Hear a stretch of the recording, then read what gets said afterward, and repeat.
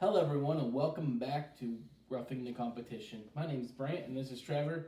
And today we're going to be looking at Week 4 NFL matchups. And Trevor, I think you have something to say about last week's records, right? Yeah, I figured you'd bring this one up. As you can see, Brand got me by one game.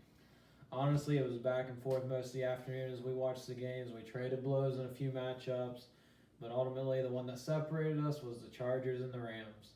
Had a lot of faith in Phillip Rivers. It kind of bit me in the butt, but we'll see if I continue to hold that faith this week as we roll into these matchups. On a side note, both the Steelers and Lions come out victorious, so we're both fine with these near 500 records. We'll be okay. All right, to get things rolling though, let's start with the left side of this board. We're going to look at this matchup starting with tomorrow night. We got the Vikings and the Rams. Now, the Vikings are coming off that huge loss to Buffalo where they kind of got torn apart on defense. The Rams steamrolling the competition, as we saw. It doesn't matter who walks in the door. Chargers, good team. They dominate them. Mm-hmm. So, Brant, what's your feelings on this one? I think the Rams continue to dominate. Yeah.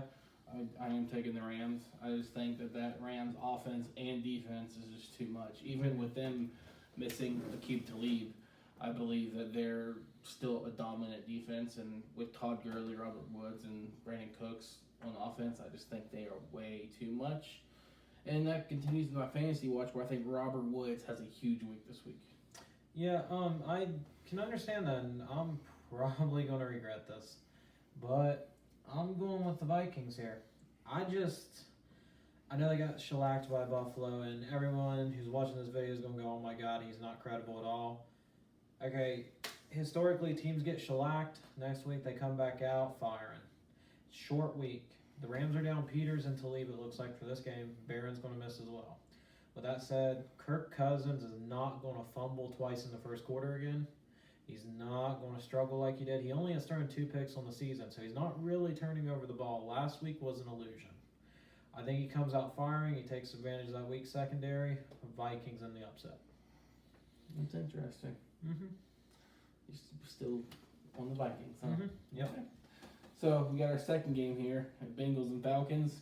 Falcons are trying to find themselves. Bengals are coming off that loss against the Panthers. What do you think? Yeah, the Falcons definitely have had a rough go of things here at the start. Close game with Philly, close game with New Orleans last week. Even their win over Carolina was a close one. I think they're going to kind of beat up on the Bengals here. They get back home. They need to win to keep pace in that division. I think Matt Ryan turns it up, and we're going to see him kind of light up the skies.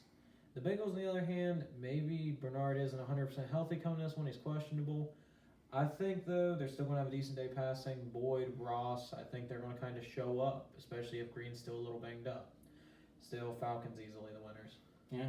Yeah. That's interesting. Well, as a Steelers fan, this hurts me.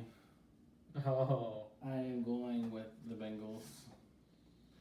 I do think that offense is looking a lot better than what I originally thought. Even in that loss to the Panthers, I feel like they played well. And I think Tyler Boyd's finally starting to show why he was drafted high. Yeah.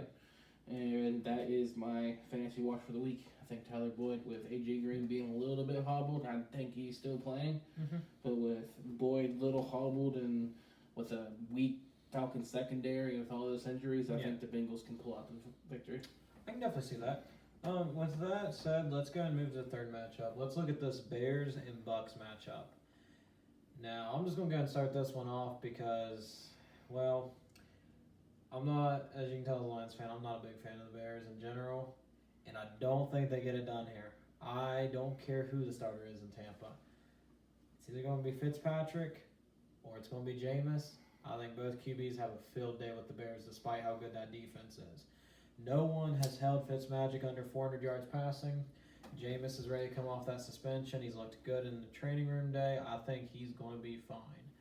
Bucks are going to pull this one out. The Bears' offense is just stifled. It's not even 200 pass yards a game. They're dead in the water on offense. I don't think that's going to be an issue this week. Yeah. Because I think that the Bears' defense can win the game. I think the Steelers figured out how to be able to at least upset Fitzpatrick last week. Yeah. Bring that pressure.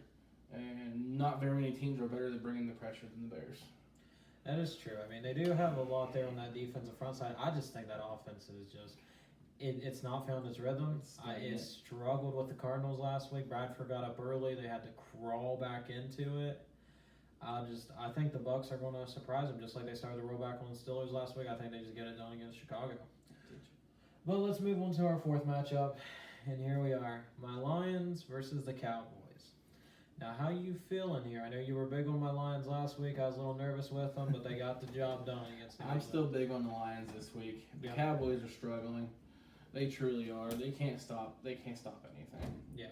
And I think Patricia has finally figured out how to start to learn how to be a head coach in the NFL. Yeah. Especially with that victory against the Patriots last week. I think they ride that momentum into this week and take the victory. Yeah, I'm not too far off on you there. I mean, I'm going to stick with the Lions. I can't go off the bandwagon yet. We haven't fallen apart. And I do think that's a great point on Patricia. The man is known for kind of being that engineer. I mean, he has a degree in, I believe it's either engineering or rocket science, but smart guy. And he knows how to adjust well. And I think he's kind of helped Cooter find out how not to be so predictable. Johnson and Blunt got 150 rush yards on the ground against New England. It was huge for pacing the game, keeping the pressure on. We attacked constantly. It's not going to change this week. We're going to attack.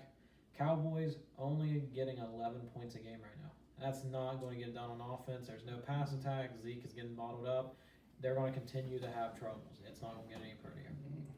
With that said, we'll go ahead and wrap that up. Is there any much more to talk about there? And who do you have for your fantasy watch? For there, I actually think Kerryon Johnson's one to watch. 101 yards last week on the ground. Really pushes that ball down the field when he's running it. I look for him to tear apart that front seven of the Cowboys. And I 100% agree with Kerryon this week as well. Yeah, but I think he's going to continue to show that he is the running back. Now, with that said, we're going to take a look at the Bills and the Packers. The Bills were the surprise last week. I mean, we both called it the game be over at half. We were just wrong. It was Buffalo that won it at half. True point. Now they get to face the Packers, and the Packers kind of shocked both of us. They lost to Washington pretty handily. Now, Rodgers did seem to try and pull them back in, but they're just not that. It just seems like they just don't have it going there. Now, Peterson had a huge day on the ground. Buffalo's got a run attack. What are you thinking in this one? I'm still going with the Packers here. Packers? I do think they finally get back into that win column after tying and losing last week, couple weeks. I just think the Packers are better. I don't see where the Bills can stop Aaron Rodgers. I do think Aaron Rodgers is better than Kirk Cousins, obviously. Yeah. But I just think my big question is Clay going to get another roughing the passer call? Yeah, poor guy. He's got more roughing the passer calls than any team in the league. And It's ridiculous. I think Aaron Rodgers can will that team to get back into the win column. Yeah, I get that. I'm going to go ahead and pull on an upset here. I think the Bills do it again. Now, the reason I say that is we saw it last week. They brought in Josh Allen, and he did what needed to be done to win that game. Now, the defense just destroyed Cousins. Turnovers early, just taking apart that offense for the Vikings, eliminating any high-powered attack. I mean, they didn't move the ball till the fourth quarter. I think defense stands up, does well, and Shady McCoy should be back this week. And we saw what Ivory did last week with the Vikings. The Packers' defense isn't good. Wilkerson's gone. McCoy and Ivory are going to have field days. Allen's going to keep moving the ball. And I think the Packers are going to be trying to chase them down. And I think Rodgers just misses Jordy Nelson a lot right now. Definitely say watch that Bills running game for fantasy. Yeah, it's going to be an exciting one. I have Randall Cobb as my fantasy watch this week. You got Randall Cobb there? Mm-hmm. Not a bad pick because I think Rodgers will be chasing him down. Now, with that said, let's go move to the Eagles and Titans. Now, the Eagles and Titans should be a good game. We saw Titans pull out a close one against the Jags. The Eagles last week seemed to play well, but the Colts kind of hung around longer than they should have. Now, what's your thoughts going on in this one? I think that's more of a test for the Colts actually being better than what people give them credit for as well. I agree on that. And I do think I do have the Eagles here winning. Mariota's a little banged up. Yeah. And with them not really moving the ball well, 9 points was enough to beat Blake Bortles, but I don't think it'd be enough to beat Carson Wentz. Yeah. So I have the Eagles here winning.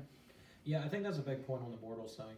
Is last week with Jacksonville, we saw no run game. And that really stifled them. Bortles got bottled up.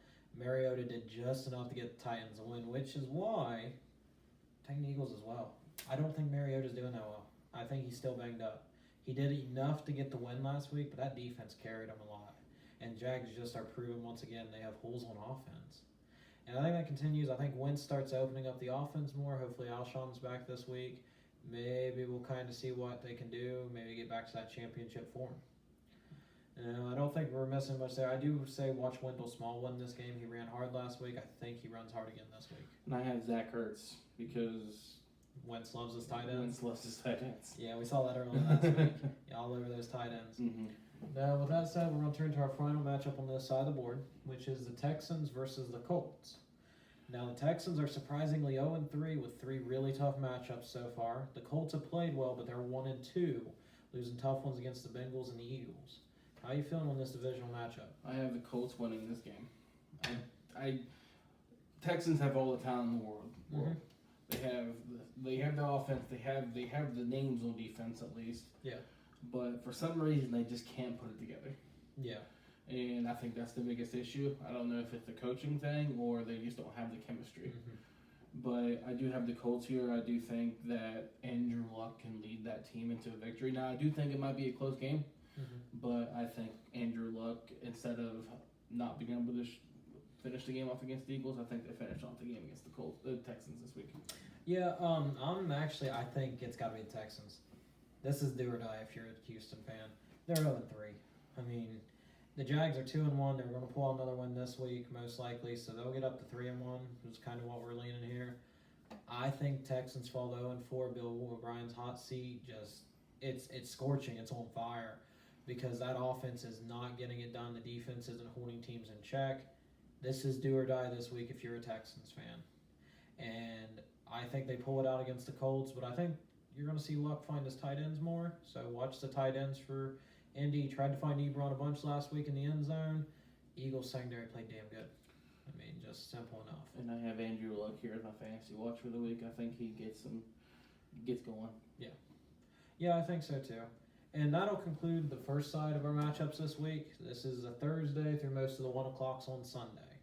Now tune in to part 2 to see how we predict the second half, including the primetime matchups for Sunday and Monday night. Thank you. Thank you, guys.